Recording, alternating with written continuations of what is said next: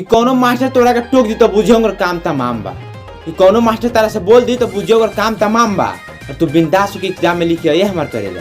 कैसे तारा यारवा के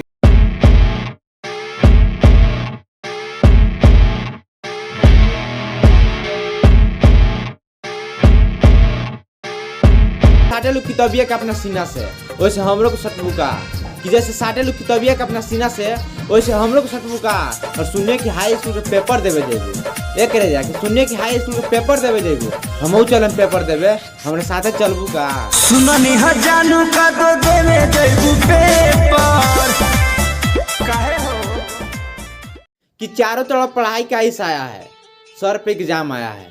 कि चारों तरफ पढ़ाई का ही साया है सर पे एग्जाम आया है। हम तो बिना मुँह धोले चलते हैं एग्जाम देने। दोस्त साले कहते हैं रात भर पढ़ कर आया।